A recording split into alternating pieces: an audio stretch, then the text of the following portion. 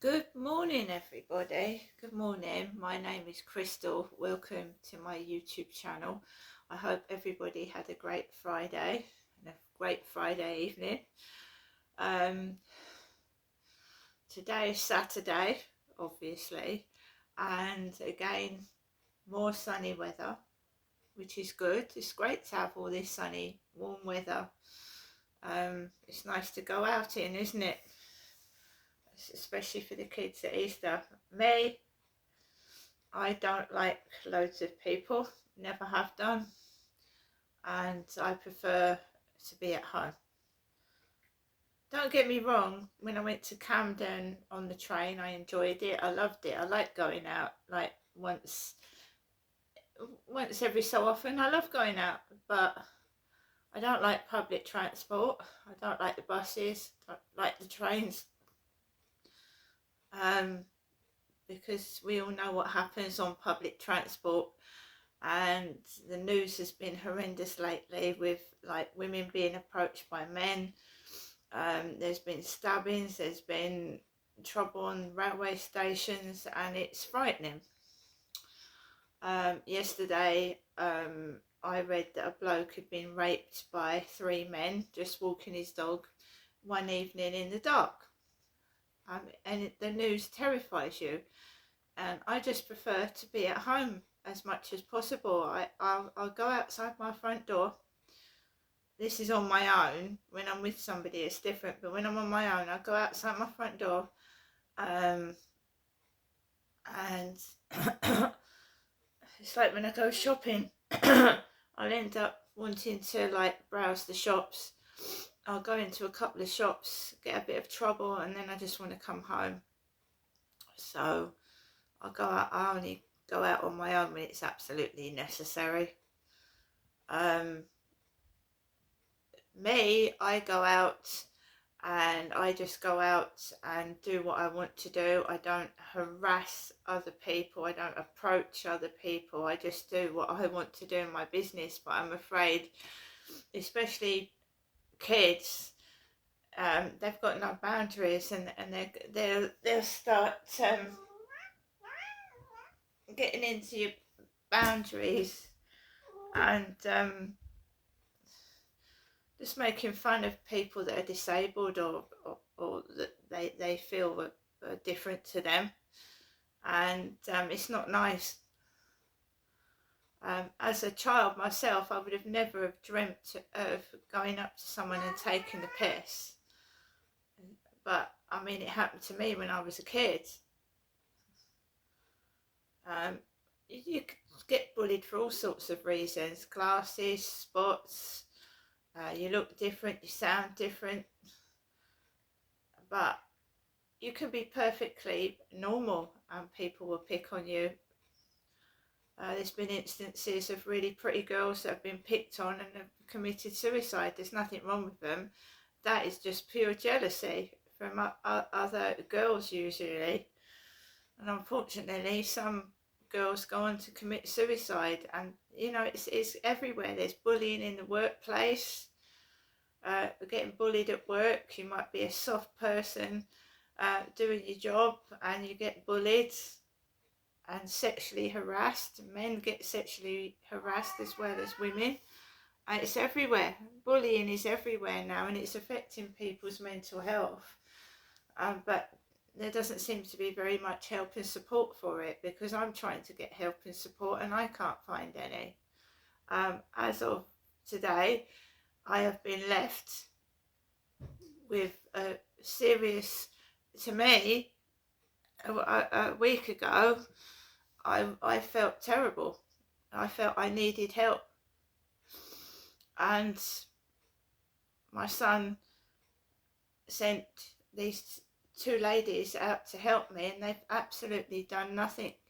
And neither has victim support. And the only person that has pulled me out of this terrible depression is myself.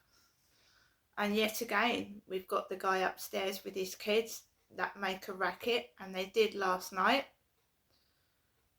Made me jump out of my skin, and all the things I've told social services about, you see, they make it worse.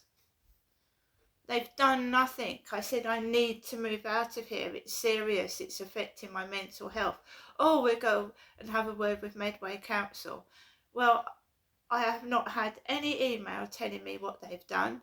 No support plan in place. And if they aren't going to help me, couldn't they just write 2 sentences? I'm sorry, we're not going to help you. They're just leaving me like dangling on the string. So it's all happening again. I don't want to stay in this place. I feel controlled by the noise. I am a human being. I'm not a piece of meat that the neighbours can pass around with each other. They were smoking drugs next door yesterday. I can't prove it, and I didn't ring the police. But what do drugs make people feel, especially women? Vulnerable, giddy, dizzy. I go on the field, there's blokes on the field. I'm more vulnerable and open to attack, right? You phone the police about cannabis, they ain't going to come out for that. They don't, even if they're indoors smoking it.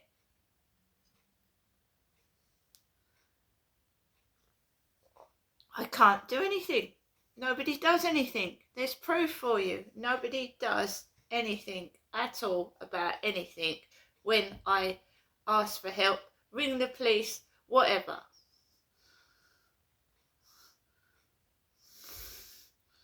It's no, I can't get pregnant. I'm in my 50s.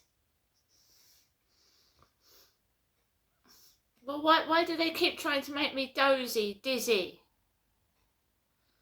For?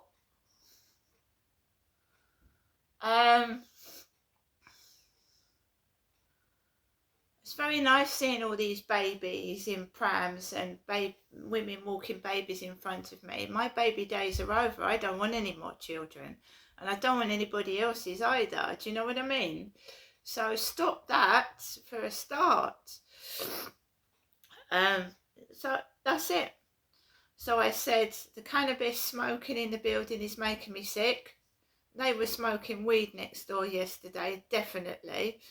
There was a guy smoking weed on the bench last night and girls giggling, thinking it's funny. Girls. And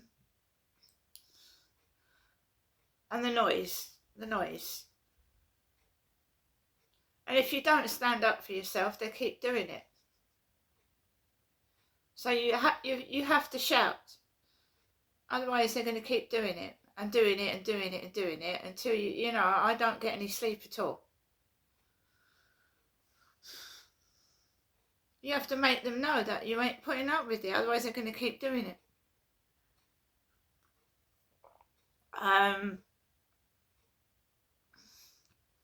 So it's me just bidding on properties and waiting for one to come available, which could take years.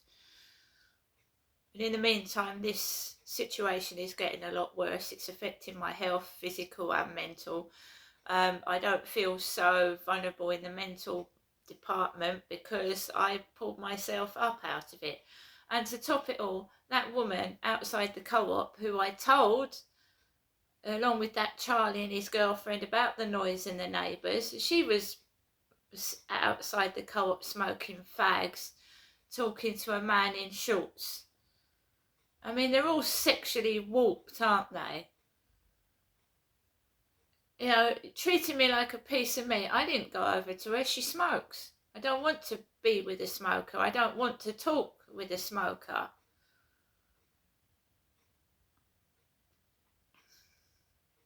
Like I said, I'm going to do what I want. I'm going to say what I want, do what I want, and I don't want to mix with smokers. And I'm a woman. I don't know what the hell she thinks she's doing, standing outside that co-op talking to men. She can talk to 50,000 men. I'm a woman. I'm not going in there today.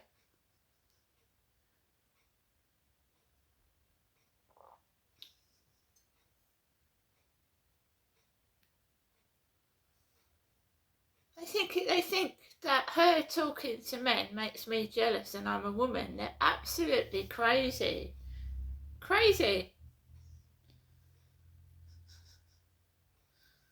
Not interested in that, and I never have been. She's been in that, working in that co-op since I moved into this property. Max.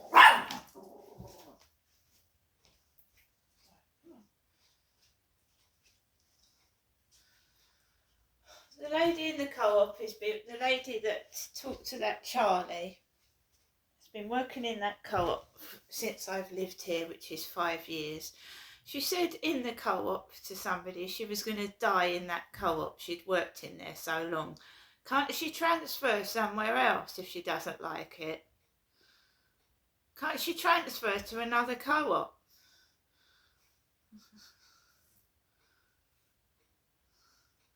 All started off really polite. Oh, you're chihuahuas. I like chihuahuas. Then she lied to me. She kept lying to me, and I'm thinking this, she's one of these people that fucking need to get attention, so she tells whoppers, yeah, lies. Or is she doing it on purpose? Oh, I've got coats for your dog. And then people started wandering around in the coats that I was wearing, and I thought, I've had a fucking enough of this. This is crap. Who is she? Is she an actress? Why does she keep talking to me all the time and telling lies and roping me into crap? And then that Charlie appeared, and she kept, old man, 61. He said to me, oh, she fancies me. I said, does she? He went, yeah, she blows me kisses. She's not using me as a sex toy in between them. All of them.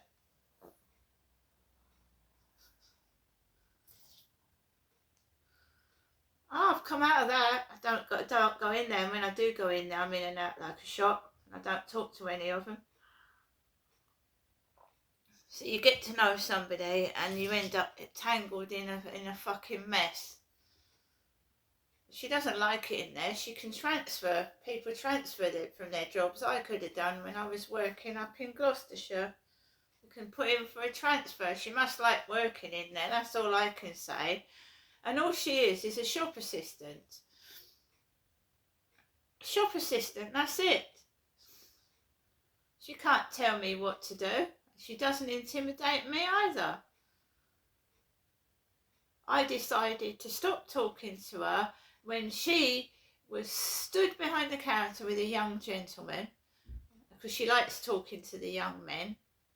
So she was stood there talking to a young gentleman, and two of the young lads started laughing.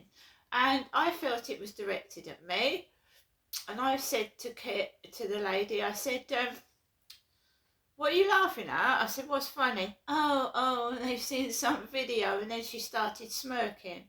I thought, that's it. I've had enough, right? Yeah, I've got a TikTok channel and I've got a YouTube channel, right?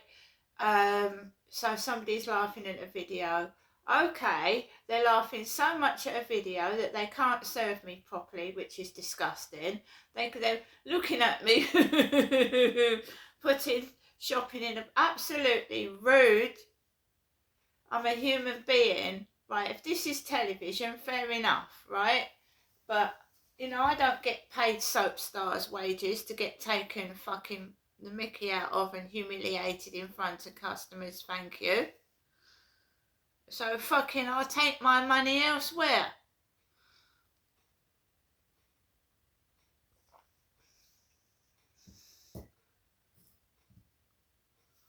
Oh, you're writing in your journal? That's how she laughs. Because I wrote about it 3 years ago. She laughed like a man, and she does. She chats everybody up. And they all think that she fancies them, and then she wonders why men stalk around near her trees. It's because she encourages it, that's why. So last night was particularly just okay until my mother decides to ring after there's a load of thumping on my ceiling. And here she goes again at 8:55. My mother is ringing the phone. I want to move out of this flat and I need help and support. Not my mummy. She's ringing again. It's ringing. I don't answer it because they're quiet upstairs at the moment. If I answer that phone, they will dart across the ceiling and start screaming. What for? Why? It's ridiculous. Alexa, LBC Radio. LBC London from Global Player. Has made an academia way of dealing with policing. You know, there's no policing in this country. Look, I live in the United States, thankfully, as well.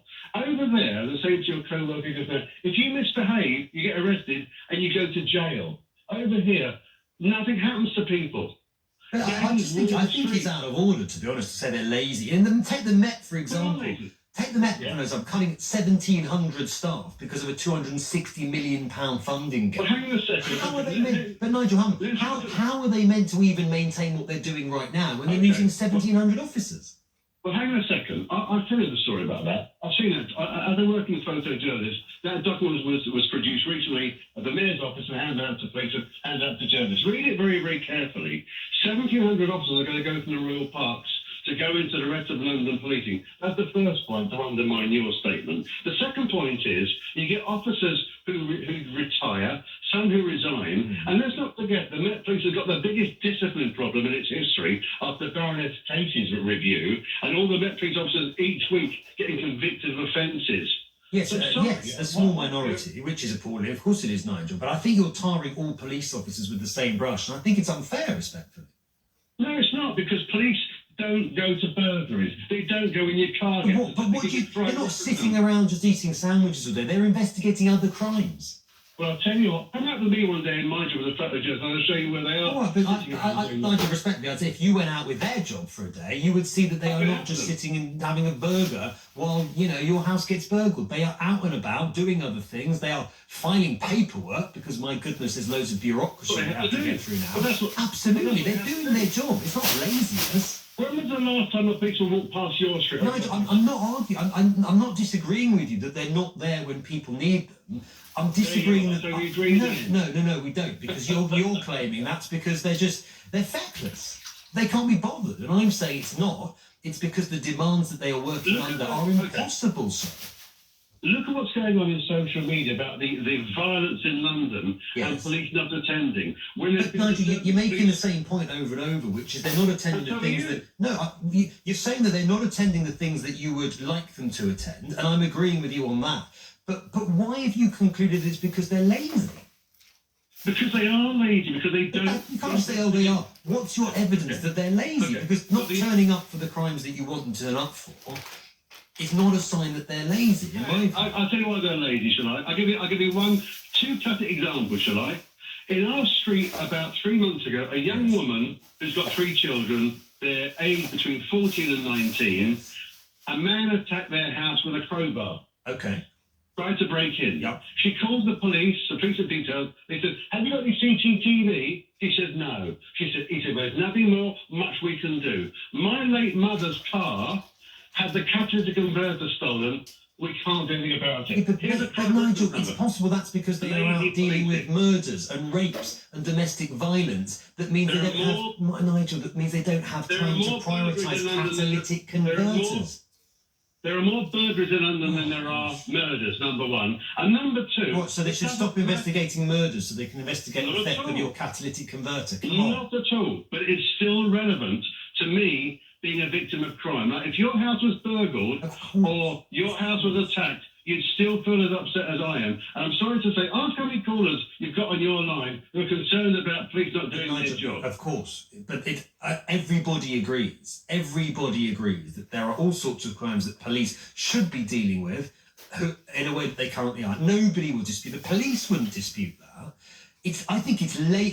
I'll tell you what's lazy. I think blaming the officers themselves and accusing them of just being work shy is what's lazy, rather than blaming the politicians that cut their budgets and cut their numbers year after year after year to an extent that they still haven't recovered from. Those are the people to blame for the frustration you feel, and you're absolutely right to feel it, at the state of this country and the state that the fact that police just do not respond to crimes in the way that we need them to do. It's the politicians that are the fault, not the officers doing their best, if you ask me. We agree to disagree on that one. Nigel, thanks very much indeed for the call.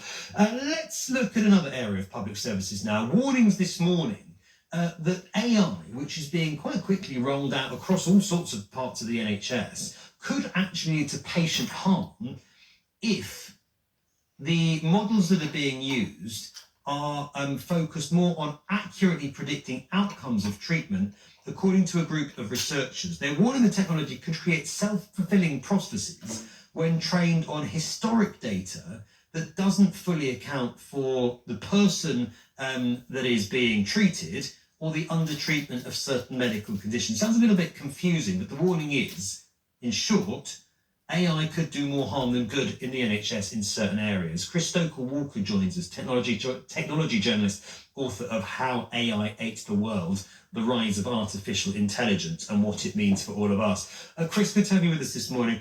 It's funny, isn't it? There's been a lot of talk about how AI is going to transform healthcare. Keir Starmer likes to talk about it, how it's going to read our scans and potentially even cure cancer. And yet a word of caution from these researchers this morning. Indeed. Morning, Ben. Yes, I think this is one of the issues that we have with artificial intelligence, which is the idea that we think that computers are by default going to do something that is better than humans, whereas one of the things that we know from having interactions with the NHS, and my grandfather at the minute is currently in an NHS hospital on end-of-life care, is that the human touch is the thing that really makes this unique, and actually that is the thing that is most powerful. So we have these biases in AI models, the things that are kind of controlling the decisions of these AI products, and that means that sometimes they will overlook the issue. So for instance, if you are a black person or an ethnic minority of any kind, it's likely that your data is not going to be as well represented in these models. Similarly, if you're a woman, you're probably not likely to see as accurate information from this stuff. So we do have to, I think, just tap the brakes a little bit and be very careful about how we use AI in the health service. I think there's going to be a sort of potential a public trust issue here, Chris, as well, because people might know rationally that they might be told that AI is statistically more reliable than a human and so on.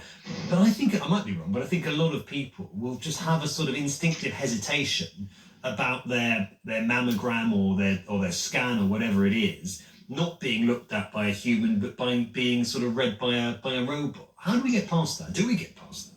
I think that we have to kind of convince the public that this will be used as a co-pilot rather than as autopilot, that there will always be a human in the loop. And it's interesting, the Health Foundation, which is a think tank, put out some very fascinating research last year which suggested that actually NHS staff are more supportive of using AI for patient care than the UK public generally are. So around about 8 in 10 staff were keen on this, whereas around about 54% of the public were, and they weren't keen on it being used in patient care. So yes, I think we do have to do an awful lot of work to convince people that actually this is worth doing and that there will be checks and balances in there to maybe override some of the issues. Really, really interesting. Thank you very much indeed. Chris Stoker-Walker, technology journalist and author of How AI Ate the World, The Rise of Artificial Intelligence and What It Means